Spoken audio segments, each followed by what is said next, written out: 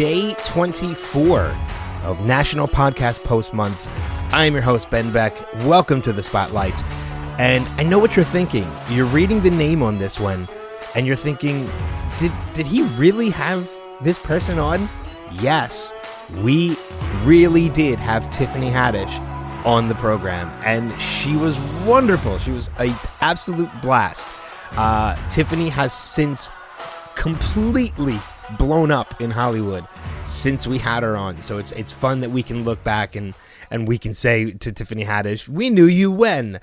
She was on promoting one of the first gigs she had ever gotten outside of comedy, which was the Carmichael Show, which didn't last too long. But you know what? Doesn't matter. She has blown up, and she has worked with so many big names in Hollywood, including names like Kevin Hart, Dwayne Johnson. She's just completely huge now. Who knows? Maybe one day we'll be able to use that, or I'll be able to use that "We Knew You When" to get her back on the program and talk to her and just explore her career, what's happened with it since she joined us then. But it's one of those names that we're incredibly proud to say, like, yes, I had her on my show, and it's awesome. So I hope you guys enjoy this. Day 24 of National Podcast Post Month, The Spotlight. Rewind with Tiffany Haddish. All right, everybody, welcome back to the showcast here on the Next Level Podcast Network. Our guest this week is a hysterical stand-up comedian who can be seen in movies such as Meet the Spartans and Janky Promoters, as well as being a regular on the series If Loving You Is Wrong. But more notably, she can be seen on the NBC series The Carmichael Show, which premieres for its second season this coming Wednesday, March 9th, with back-to-back episodes following The Voice. Please welcome the wonderful Tiffany Haddish. Tiffany, thanks for spending some time. Oh, thank you for having me. Yay! I gotta clap.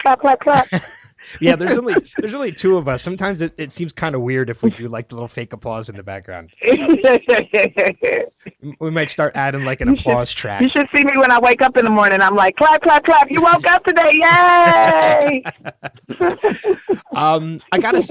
I gotta say too, I remember seeing you. I don't remember exactly when it was, but I saw you on At Midnight, and because I love that show, I watch that show all the time, and so I mean that was one of the first times I ever really got to see you. But you know, as I mentioned, the second season of the Carmichael Show, it's got to make you feel good to know that you're part of something that is, because it's really rough sometimes, especially only getting 6 episodes that run in the summer. But you got the second season, which has got to feel good.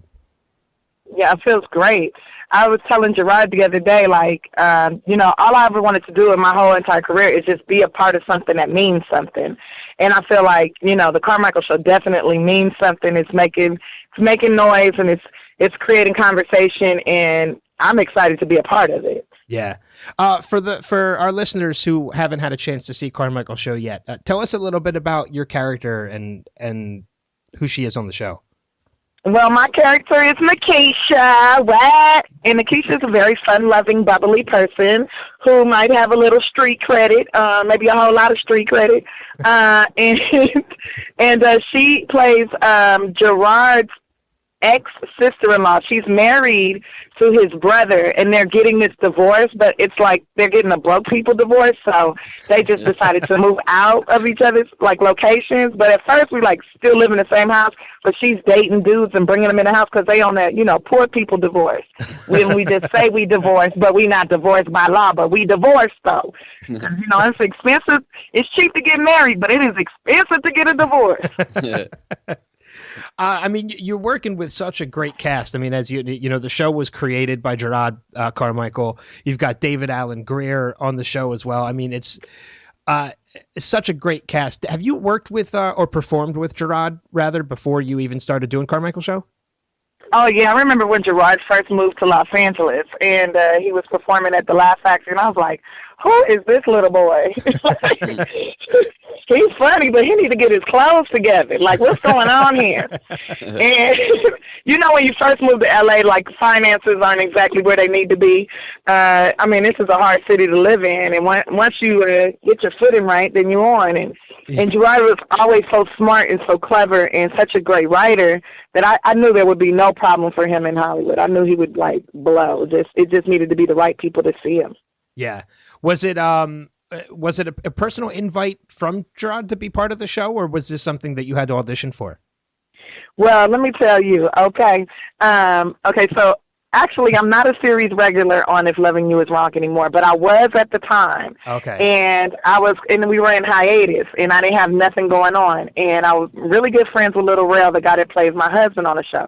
And he was telling me that Gerard had got a pilot and that it's going to go, and they hired him. And I was like, oh, man, that's cool. He's like, man, you should play my girlfriend, my wife. And I was like, I would love to. But they had the auditions, and they hired some other girl. They never called me in. So then I run into Gerard, and I had just watched his special and just talked to Little Rail.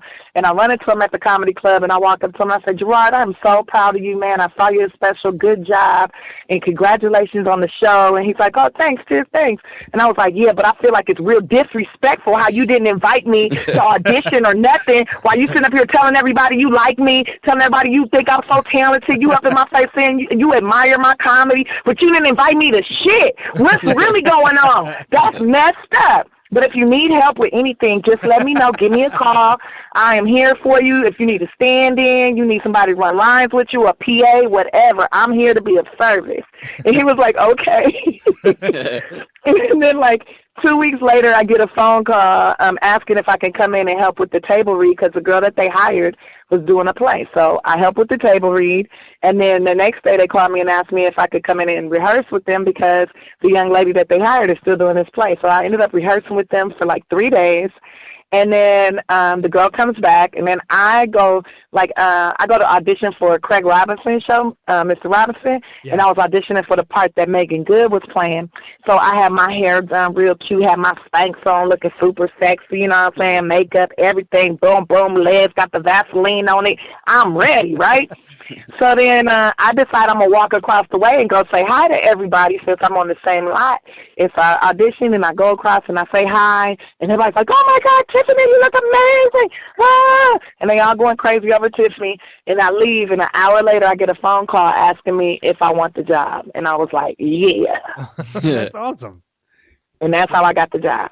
It sounds like you almost scared them a little bit into getting you into the table read at first. Well, you know what? That's how I get most of my jobs. I have to I have to talk crazy a little bit like, hey, did you know I was talented? If you didn't know, let me tell you. You better get on the Tiffany Haddish bandwagon. I mean, that's how I got the CBS Diversity Showcase like 8 years ago. Going into... Sometimes you got to let them know. Yeah. Going into a little bit of your story as well, kind of your background here. I don't like to use hyperbole and all that stuff much, but going into your background a little, the story that I read, it's kind of remarkable. It's kind of the word that I thought of when I read your story. What can you tell us about how you grew up and how you got into comedy? Well, I grew up here in South Central Los Angeles. And I ended up in foster care because my mom had got in a really bad car accident and became like mentally not prepared, not ready to take care of 5 kids. And so I'm the oldest of 5, and we ended up in foster care, and it was really difficult for me, that whole transition and everything, living with strangers, you know. And I was always considered to be AWOL because I would leave and go check on my brothers and sisters because I was always raised with the idea of you have to take care of family and you need to like look out for your brothers and sisters. So I was always going to court and stuff and getting in trouble. And I was going to this school. They sent me to the school in the Valley, and that was my first time being around like a lot of white people. I thought I was at the Nickelodeon. Man, I thought I was at the Nickelodeon Awards. Okay, like I was like, oh my God, all these white kids is amazing. Everybody's on TV. Like that's why I thought white people lived on television, and and I just wanted to be with them, and so. I used to get in trouble in school every day because I didn't know how to fit in, and they would be calling me racist and stuff or whatever because I would, like, make really bad jokes. Like, just, I don't know. I thought I was fitting in. The kids laughed. The teachers didn't think it was funny. So my social worker was coming up there every week, and then finally one summer she was like, look, you got 2 choices this summer, Tiffany. You can go to the Laugh Factory Comedy Camp or you can go to psychiatric therapy. Which one you want to do? And I was like, which one got drugs? She said, you're going to be on drugs if you go to therapy. And so I went to the comedy camp, and here I am 10 years later, on drugs and telling jokes and living my dream. Yeah. So, it sounds like, you turned the situation in the best as possible, and you can joke about it. How much of this story kind of is the roots of your comedy here that we can expect? all of it's the root of my comedy. I mean, I got to now I've gotten more comfortable with talking about it. Yeah. I talk about living in the different foster homes now when I'm on stage. I talk about, the different social workers, the judges, and the lawyer that I had, the kids that used to make fun of me for being in foster care. And it took my grandma to tell me that, because I used to think I wasn't worth anything. I used to think I was like garbage, like I don't have a mom, I don't have a dad, like I'm just passed around from here to here. And my grandma was like, look, when she got custody of me, she was like, look, the state of California is paying me a lot of money to make sure you don't die. You are very valuable, okay, baby? You are state property. If anything, you're more valuable than any of these kids because their mamas and daddies have to take care of them. The government is paying me to make sure you stay alive because you got something special to do on this planet. And so I started thinking that way, like, hey, I'm valuable. Yeah. Hey, but you might got a mama and a daddy, but I got a judge and a lawyer. Do you got a judge and a lawyer? I don't think so, bitch. I'm special. People got to report about how they raising me. Your mama and daddy don't have to report to nobody. They can do whatever they want to you. People have to give reports about me, So I started feeling really important and special. And then that right there, and then going to that comedy camp and being around those comedians like Charles Fleischer. Like the reason I was getting in trouble in school is because I was just trying to be funny because I watched this movie called Who Framed Roger Rabbit, and the detective said to the rabbit, why are all these people doing this nice stuff for you? And he said, because I make them laugh. Eddie, if you make people laugh, they'll do anything for you. And so I was trying to use that to make friends, to get people to let me copy their homework, all kind of stuff, because I could barely read. I was really good at taking care of kids. That's what I was good at. School stuff, not good at. Getting people to laugh, I'm good at. Getting people to let me copy their homework, real good at that. That's how you get along. So, yeah. And then the that choice that you had between the psychiatric therapy and the comedy camp, that kind of springboarded you in a different way as well. You ran into Richard Pryor at that comedy camp as well. Yes. Richard Pryor came up in there. He rode in there in a wheelchair. Oh my God! When I saw him come in a wheelchair, I thought all rich people have wheelchairs, and I need to get one. And now I know better. But he came in there in that wheelchair. He was watching me perform. He stopped me in the middle of my little act. He goes, "What are you doing?" I said, "I'm telling a joke." He goes, "No, you're not." I said, "Yes, I am." He goes, "No, you're not." "Yes, I am." He goes, "Well," I said to him, "Well, what do you think I'm doing?" He said, "You're getting on my damn nerves. That's what you're doing." I said, "What?" He goes, "Look, people don't come to comedy shows to hear about your problems or what's going on in the world of politics or to hear about celebrities or anything. They come to shows to have fun. So when you're on stage, you need to be having fun. If you having fun, they having fun. If you not having fun, they looking at you like, what the hell did I spend my money on?" So have fun. And I've taken that with me in everything that I do. Yeah, 100%. It seems like you like to have fun with everything, and it seems like you might have a little bit more fun doing comedy than drama. But if I'm not mistaken, I think If Loving You Is Wrong was a drama, right? I think. That was a drama. That was a drama, and I was kind of like, and I mean, it was serious, but I was still kind of like the comedy relief because every good drama has a little bit of humor in it. Yeah. Right. And so that's what I was. That was my position in that. And then I did a movie for Lifetime where I played like a drug addict, a teenage drug addict, and that was drama. Sure. So I'm good at drama, but like and my life has been full of drama, but I would prefer to laugh. I prefer comedy. Yeah, who wouldn't? So what was it like doing a little bit of the comedy and I know you said you weren't full time on If Loving You Is Wrong anymore, but I assume at some point you were on both of them. So what's it kind of like working on those at the same time and doing that compartmentalizing, for lack of a better word? Well, Well, I was working at Tyler Perry Studios, and working with Tyler Perry is like, that is work, okay?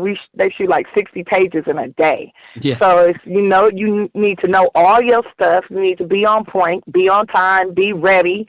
Like, they get you through their hair and makeup so quick. You're like, whoa, 20 minutes went by, I'm already ready. and then you're in front of the camera and you go, and it is no joking around. There's no playing. It is. And I found it to be very fun because it's like, damn, I came in here prepared, and it's like you go to work, you do your job, and then you go home. And it might be 12, 13 hours later, but, I like that. I like the challenge of that, but it's nothing like working on the Carmichael show. I mean, I'm working with Loretta Devine and David Allen Greer every day. Like, we rehearse, we do like 40 pages every day. We rehearse, and then on the shoot day, we shoot out the whole script, and it's like a little play that we're doing, and it's so much fun. And we laugh every day, and I'm learning so much. Like, I mean, I'm working with Loretta Devine, you guys. She is like, to me, like the black queen of acting. Like, I love her. And I just wish she was my mama for real life. She's amazing. Well, I mean, that show had me sold with David Allen Greer. I mean, because I've been a David Allen Greer fan since, going back to like 1990 with In Living Color. Right. He was one of my mentors in the comedy camp. And he's like, I'm not that old. I don't remember that. No, I wasn't. I'm like, you were there. It was me, Amanda Bynes, you. So it's pretty awesome. It's really awesome. I remember watching him on In Living Color and trying to do all his characters. And then when he came to the comedy camp, I was like, I wrote a song about it. Want to hear it go. And sometimes at work now, I'll do it to him and he'll be like, shut up, Haddish. Just shut up. You give it to him for being on Dancing with the Stars, right? You have to. No, I didn't even know he was on Dancing with the Stars. Thank you for telling me that. Because now I'm about to get up. Now you have ammunition to go back with. Oh, man, because he be trying to roast me. We roast each other every day. It's so much fun. Oh, now that I know that. I didn't know he was on Dancing with the Stars either. I got his IMDb page up, and he's got pictures up. So. Oh, does he? Oh, there you go. Oh my goodness, I'm gonna have to look that up. I have to find the footage. Oh no, there it is. He was 2009. He was in Dancing with the Stars. Wow. Now you have some ammunition provided by us to go back to David Allen. Oh yes, I'm definitely using it. Thank you, fellas. Thank you. How many episodes are we going to get a Carmichael show this season? Or is it still going to be another? No, it's going to be 13 episodes this season. Oh, great. And it's going to be really fun. Premiering March 13th on a Sunday. And I think they're going to do a little sneak peek on the 9th. They're doing a little sneak peek. Yeah, they're going to do back-to-back on, at least that's what we saw. They're going to do back-to-back after The Voice, which is a great lead-in for you guys, too. I mean, The Voice is, which is really strong. So, I mean, I'm definitely going to check out season 2. I'm looking forward to it. But I can't let you go without bringing up Keanu, which is premiering April 29th. I'm a huge Key and Peele fan, so I mean, not only that, but I mean, the cast in this movie is so good. I mean, you have Jason Mitchell, who's coming right off of Straight Outta Compton. Will Forte, Louise Guzman, Nia Long, Method Man. I mean, this has the potential to be such a great comedy. And if it's anything like what Key and Peele used to write for their show, since their show is finished now, like I can't wait to see this movie. Oh, you are going to laugh so hard. Look, okay, first off, I haven't even seen the whole movie yet. And last week I had to do ADR, right? And so just on those parts alone, I was like laughing so hard. I'm like, hey, you guys, I have to take a break to go to the restroom because I'm going to pee on myself. It was so funny. And like, they had us do it. Like, we had to, like, because, I mean, it's a rated R movie, right?